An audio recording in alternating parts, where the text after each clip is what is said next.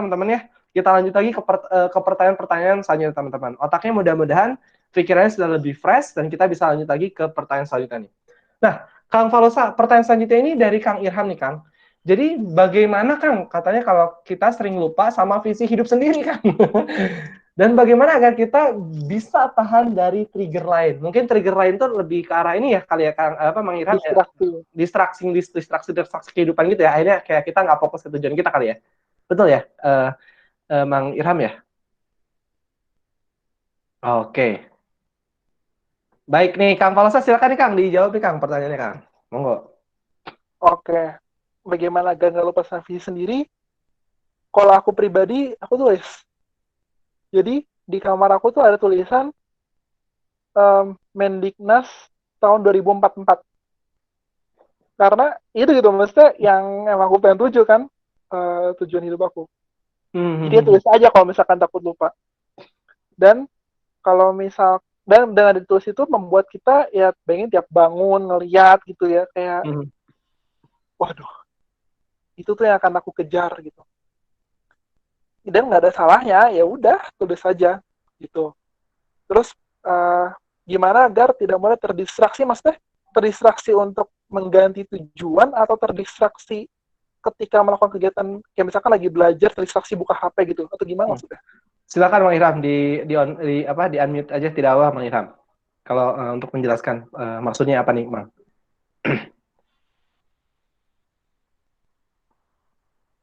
Halo Bang Irham, gimana Bang Irham? Lupa itu Kang. Maksudnya jadi berarti udah menjawab tadi dengan menulis tujuan atau masih belum terjawab? Gimana Bang Irham? Kalau lupa itu Kang, kalau tujuan tetap. Oh, maksudnya lupa tujuan Kang atau gimana nih? Kang Irham. Gak apa-apa kan kalau mau di unmute Kang? Biar bisa mendengar suara serak-serak bahasanya nih.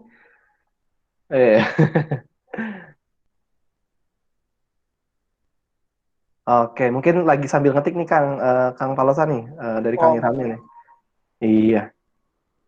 Sudah terjawab Kak. Oke, luar biasa nih. Singkat, padat, jelas. Ditulis berarti ya Kang ya, gitu ya. Siap. Berarti nanti Kang Palosa sudah akan membuat aplikasi GoFal ya. Karena kan Menteri Pendidikan sekarang ada Gojek nih Kang. Ada Gojek. Ya, GoFal ya. Jadi aplikasi untuk memberikan filosofi hidup nih ya. Wih. Amin. Amin, amin ya. Oke, kita doakan ya mudah-mudahan Kang Palosa bisa menjadi Mendikbud ya teman-teman. Dan kita bisa minta jatah kursi ya teman-teman ke Kang Palosa. Itu yang paling penting. Betul, itu yang paling penting teman-teman. Kita dukung nepotisme yuk. Ya terus. Oke teman-teman. Baik teman-teman, pertanyaan selanjutnya nih Kang Palosa dari Bitinur si Bitcoin. Kang, perlu nggak sih dalam semua hal itu kita bikin purpose-nya? Kayak misal mau milih makan makanan sehat karena A, B, C, D, terus memilih minum kopi karena A, B, C, D. Dalam hal kecil juga selalu bertanya ini, kenapa ya saya harus melakukan ini? Terus apa itu cara seperti itu merupakan cara membuat purpose yang baik atau seperti itu malah yang namanya overthinking? Hehe. Terima kasih sebelumnya, Kang. Sorry, ulangi. Oke, ada simpel aja dari rangkum aja ya. Jadi gini, perlu nggak sih kita tuh memikirkan semua hal nih Kang Palosa nih. Misalkan kita memikirkan purpose-nya. Misalkan kita mau makan sehat, kita pikirkan alasannya kenapa kita mikir harus makan ini sebagainya. Kita pengen minum kopi, kenapa harus mikir minum kopinya ini. Nah, jatuhnya itu overthinking nggak sih atau justru itu hal yang tepat itu Kang kalau misalkan dalam menentukan purpose? Oke. Jadi esensi dari buku The Subtle Art of Not Giving a Fuck dari Mark Manson itu adalah kita harus bodoh amat dengan hal-hal yang nggak penting dan memfokuskan energi kita, pemikiran kita untuk hal-hal yang memang bermakna untuk kita. Jadi kalau misalkan itu hal yang trivial yang sebenarnya nggak terlalu relate dengan value yang ingin teman-teman pursue, yang ingin teman-teman kejar, nggak usah gitu. Kayak misalkan teman-teman yang fokus ingin mengejar bagaimana menjadi orang yang dapat memberikan manfaat melalui programming. Kan berarti ya akan menggunakan energinya dalam konteks program apa sih pelajari, apakah Python, apakah C++, terusnya HTML segala macam, dan itu gitu kan, daripada mikirin, aduh hari ini mau kopi Arabica atau kopi Robusta ya, apa kopi sasetan atau apa kan, daripada gitu mendingan hal itu. gitu loh. Jadi fokuskan aja pada hal yang memang bermakna. Dan sebenarnya gini, kalau misalkan kita roughly secara kasar dalam kehidupan kita itu mungkin 80% kehidupan kita dikendalikan oleh habit atau kebiasaan. Yang mana itu membuat kita nggak perlu mikir. Coba bayangin kalau misalkan teman-teman setiap langkah harus mikir. Oke, ini berarti pakai kaki kanan maju 40 cm ke depan, kaki kiri maju 43 cm ke depan, terusnya kepala digeser sedikit. Kayak bayangin kayak misalkan oke nafasnya mau dalam kurang lebih 30 tarikan dalam 1 menit. Bayangin kalau misalkan semua itu teman-teman pikirin, kelar. Nah, jadi secara mekanisme biologis pun memang ya manusia sudah dirancang oleh Maha Kuasa itu untuk apa ya, melakukan atau memfokuskan pada hal-hal yang esensial gitu, pada hal-hal yang trivial, yang repetitif, yang udah biasanya emang nggak perlu kita pikirin lagi gitu. Begitu pula tadi pada pertanyaan yang disampaikan bahwa kalau menurut aku nggak perlu semuanya kita pikirkan gitu, pikirkan emang atau kita kerahkan energi kita gitu ya, fokuskanlah pada hal yang akan bermakna untuk kita dan yang berkaitan dengan value akan kita pursue, akan kita tuju gitu sih. Berarti emang skala prioritas ya Kang ya yang harus mulai di kita pikirkan ya. Nggak apa-apa sebetulnya mikir kopi ataupun mikir teh juga Kang ya, kalau misalkan kita mau buka cabang di Eropa gitu ya Kang ya. Itu penting banget ya gitu ya. Misalnya kita ingin value terpenting itu, value terpentingnya adalah healthy lifestyle. Dan misalkan itu dapat sangat berpengaruh ya nggak apa-apa gitu. Tapi kalau misalkan nggak relevan ya nggak usah menurut aku gitu. Iya betul. Wah, detak jantungnya, aduh pengen cepet nih. Itu susah banget karena kayak gitu ya Kang ya. Oke nih Kang. Nih jadi pertanyaan selanjutnya nih Kang. Assalamualaikum warahmatullahi wabarakatuh dari Nisa Zakiyah nih. Saya Nisa, saya sudah tahu. Ingin bertanya, bagaimana menyikapi purpose seiring berjalannya waktu katanya. Kehidupan terus mengalami perkembangan, terutama bagi kalangan remaja yang sedang mencari jati diri Kang. Gimana tuh Kang menyikapi purpose yang sering berjalannya waktu nih Kang? Menurutku bergantinya tujuan itu bukanlah suatu hal yang haram. Bahkan itu bisa menjadi salah satu tanda kita belajar, kita berkembang gitu. Misalkan yang tadinya tujuan dalam hidupnya adalah ingin menjadi lebih kaya daripada Jeff Bezos misalkan, tapi dia berubah menjadi ingin membahagiakan orang tua. Kayak ya udah, itu nggak haram-haram banget. Namun yang perlu digarisbawahi adalah kalau dari konsep ikigai, cobalah dalam penentuan life purpose itu mencakup 4 hal esensial tadi. Yaitu disukai atau enggak, berdampak atau bermanfaat untuk orang atau enggak. Terusnya teman-teman jago nggak ngelakuin hal itu dan dapat jadi penghasilan atau enggak. Kalau menurut ikigai itu. Jadi kalau mau berganti itu bukan hal yang haram dan ya sah-sah aja gitu. Kalau misalkan teman-teman di sini ada yang tahu Beatles? Beatles? Ya. Oke. Nah, jadi Beatles itu kan ada 4 orang ya personilnya. Ada Paul McCartney, John Lennon, Ringo Starr, sama siapa satu lagi lupa. Oh, John Lennon itu Beatles ya? Baru tahu. Ya, jadi ada 4 orang. Beatles kayaknya sampai sekarang masih jadi band terfenomenal ya, termasuk band terfenomenal di dunia. Nah, Beatles itu awalnya itu personilnya bukan itu gitu. Ada 1 orang, Peter siapa aku lupa, itu dia personil Beatles. Akhirnya didepak. Nah, ketika didepak, Beatles sukses ya dia nggak masuk di bagian kesuksesan yang maha sukses itu gitu kan. Ketika didepak, dia frustasi tuh, akhirnya dia ya mabok gitu ya, alkohol, terusnya ya pokoknya suram hidupnya. One day dia akhirnya menemukan suatu sosok istimewa yang kelak menjadi pasangan hidupnya. Dan dia ya udah akhirnya mungkin tujuannya tadi adalah menjadi the greatest band ever live, berganti haluan menjadi bagaimana menjadi seorang suami yang baik dan menjadi ayah yang baik. Dan dia bahagia dengan hal itu gitu. Dibandingkan dengan mungkin John Lennon yang perjodohan dengan Yoko Ono-nya aja ditentang semua fansnya. Atau mungkin Paul McCartney yang pernah drugs juga. Dan mungkin kayak akhirnya di personal Beatles pun mungkin kalau misalkan ditanya siapa yang paling bahagia, mungkin si orang di Depak ini, di Twitter ini. Jadi berganti tujuan tuh bukan hal yang haram, dan mungkin ya itu merupakan proses dari pencarian kita dalam hidup gitu. Jadi nggak apa-apa banget kalau menurut aku teman-teman berganti tujuan gitu sih. Oke, jadi emang sangat dinamis dan sangat ini ya Kak, ya Kang ya, sangat memungkinkan terbuka lebar untuk kita mendevelop tujuan-tujuan kita ya. Begitu ya Kang ya. Gimana Binisa, Zakia, sudah cukup terjawab pertanyaan dari Kang Palosa?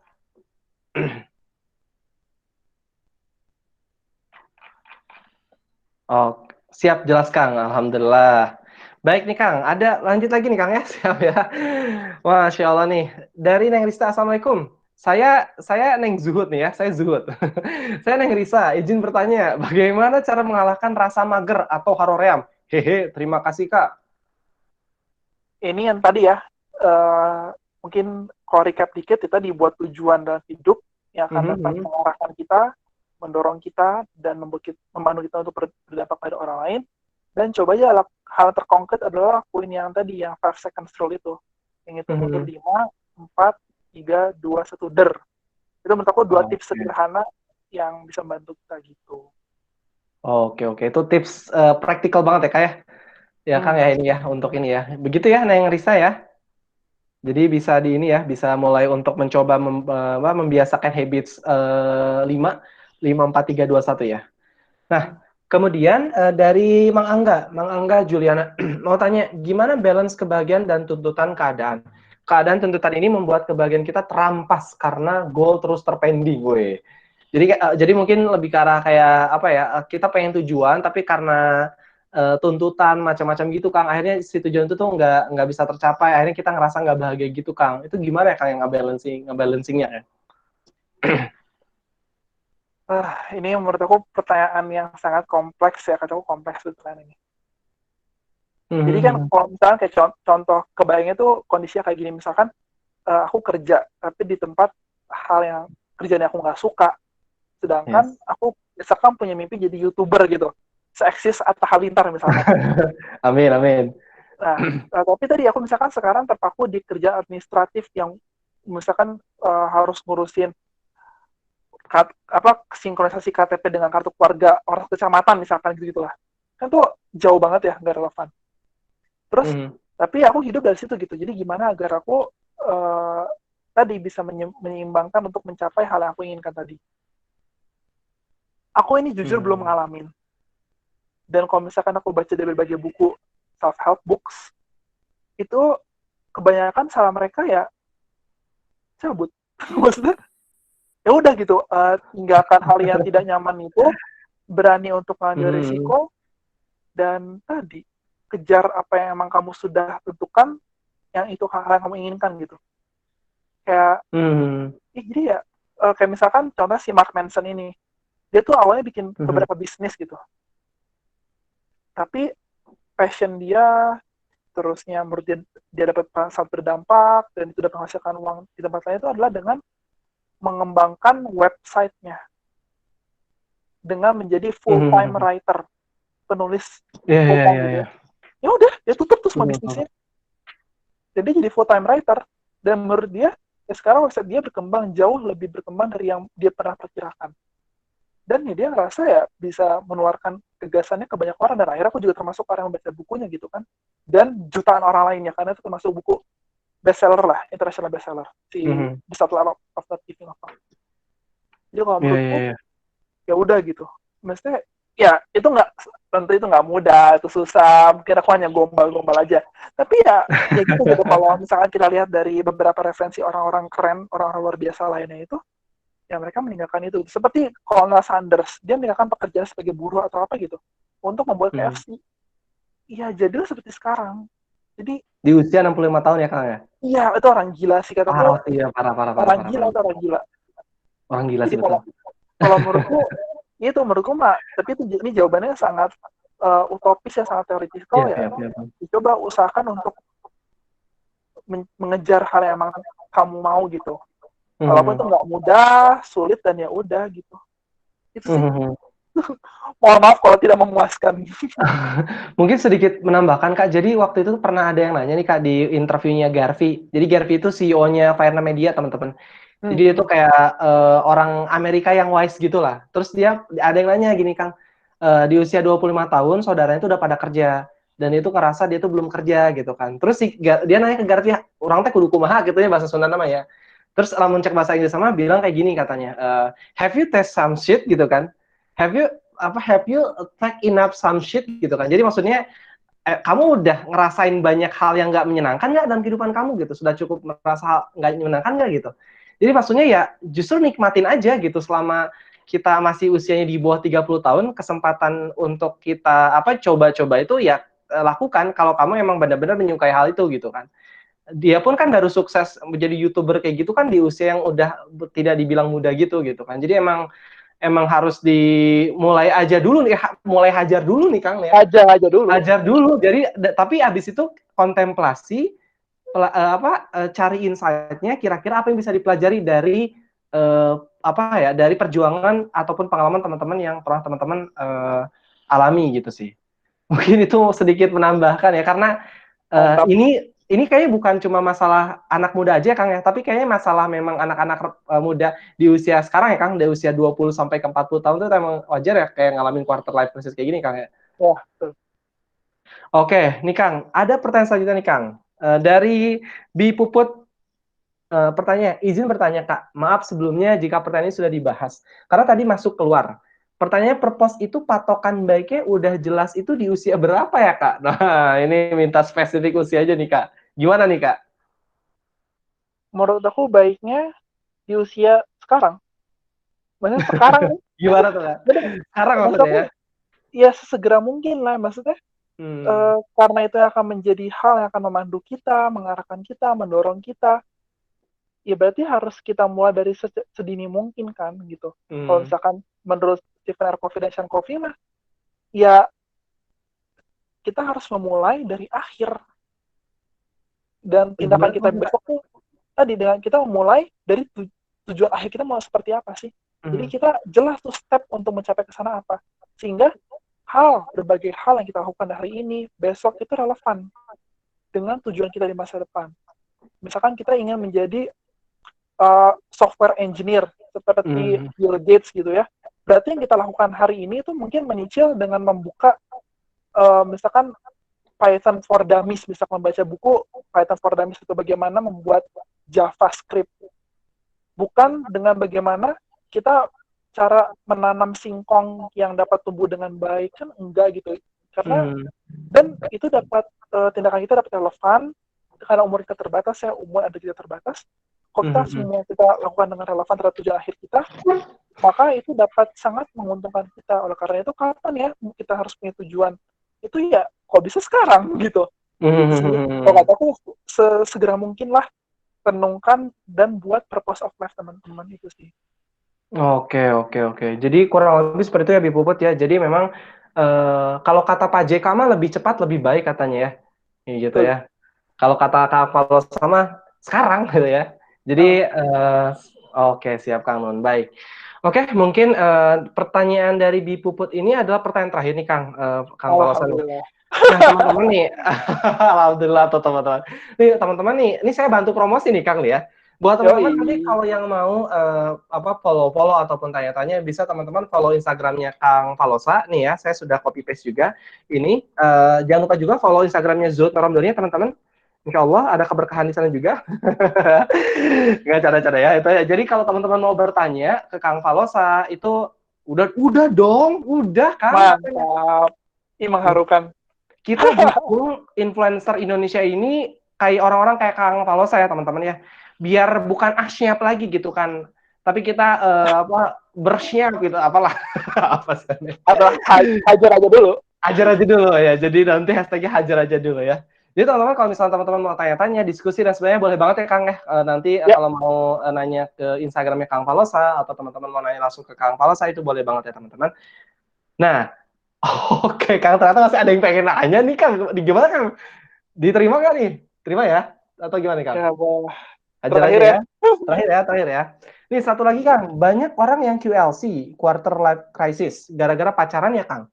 Karena pacaran bisa menurunkan visi ya Kang. Wih, ini gimana nih Kang? Ini oke, saya tidak akan menanyakan ya. Gimana Kang? Gimana Kang? Waduh, ini berat juga ya. Karena saya nggak tahu survei ya, nggak tahu penelitiannya. Tapi gini. Intinya, salah satu hal yang penting dalam pencapai visi adalah lingkungan kita. Kalau misalkan lingkungan kita nggak konstruktif, nggak mendukung, nggak suportif, hijrah dari lingkungan baru gitu.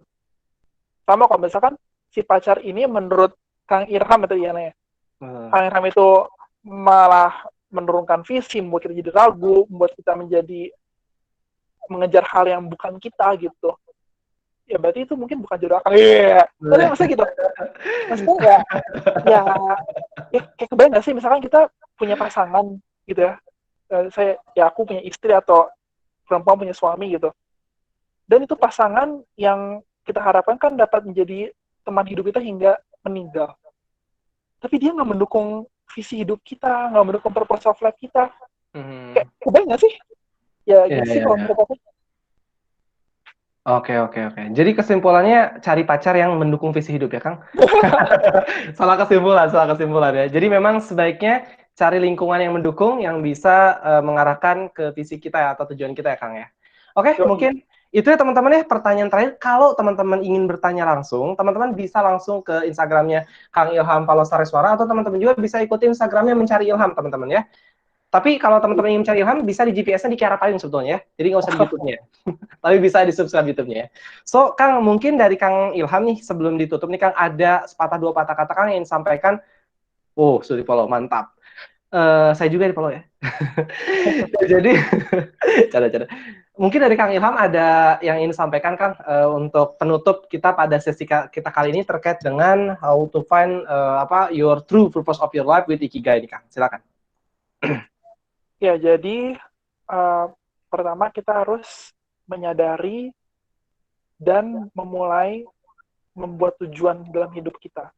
Karena itu dapat menjadi hal yang sangat penting untuk kita mengarahkan hidup kita, untuk mendorong hidup kita, dan berdampak pada lingkungan sekitar.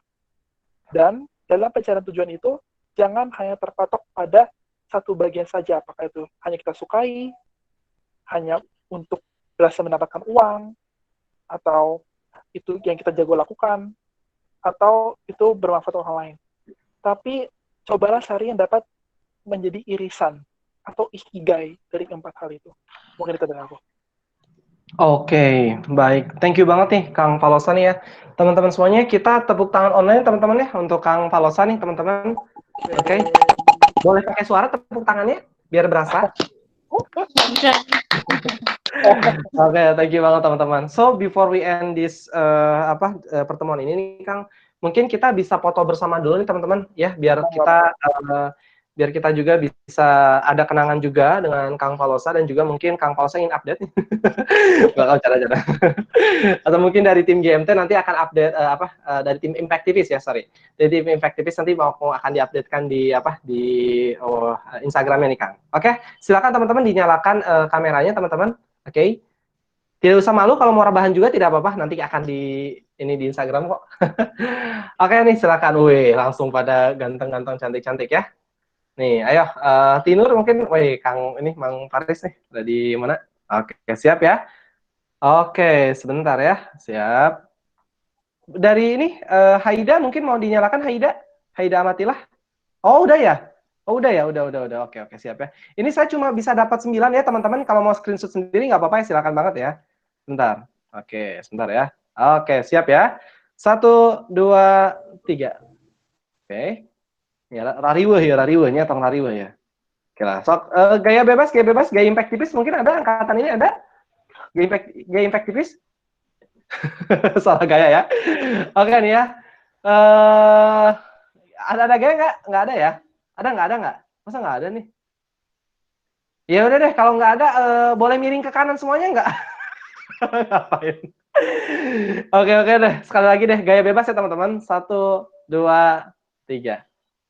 Oke, sip. Saya nggak bisa gaya ya, soalnya saya ngurus ininya ya, screenshot-nya ya.